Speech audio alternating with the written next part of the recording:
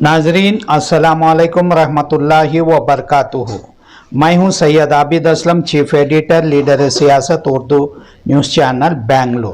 नाजरीन, गदग ज़िले के नरगुंद में एक मुस्लिम नौजवान के वहशियाना कत्ल पर फौरी कार्रवाई करने अब्दुल अजीम का मुतालिबा। रियासती अक़लियती कमीशन के चेयरमैन अब्दुल अजीम ने गदग जिले पर superintendent of police Shiv Prakash देवराजू ने से मुतालिबा किया है कि नरगुंद में मुस्लिम नौजवान के कत्ल में मुलविस शरपसंदों के खिलाफ कार्रवाई सख्त से सख्त की जाए। उन्होंने एक मकतूब रवाना करते हुए यानी एक लेटर रवाना करते हुए बताया कि गदग ज़िले में गुज़िश्ता चंद दिनों से फ़िरक़ावाराना मुनाफिरत यानी फ़िरक़ावाराना नफ़रत फैलाने की बड़े पैमाने पर कोशिश की जा रही है। बिलखुसूस नौजवानों को भड़काया जा रहा है।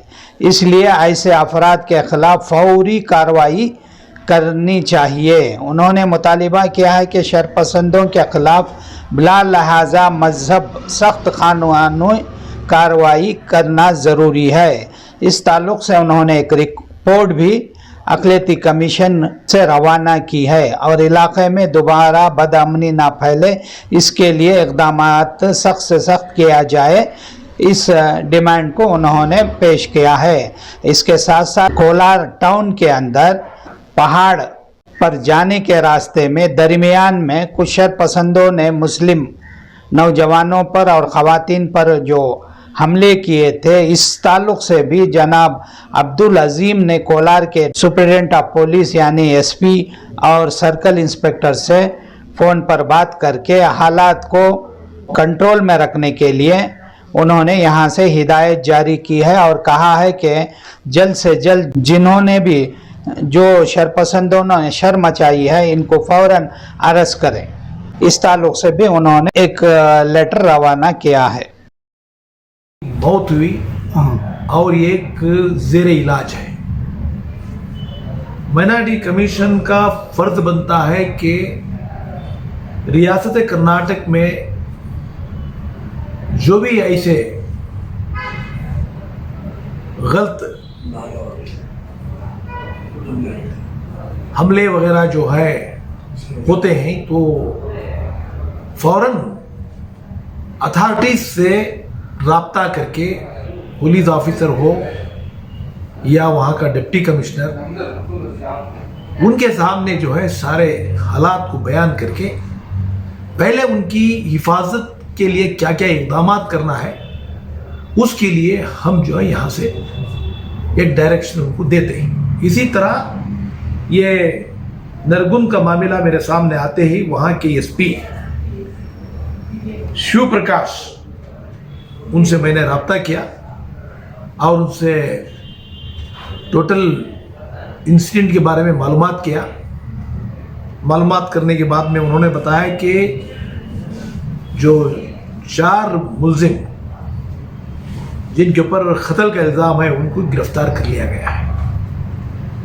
और उसके साथ में मैंने उनको कहा कि फ़ौरन पीस कमेटी की मीटिंग बुलाई जाए, हो सका तो वहाँ के एमएलए सीसी पाटिल हैं उनको भी मदऊ किया जाए, उनकी प्रेजेंस में मीटिंग हो और वहाँ पर अमन बहाल हो।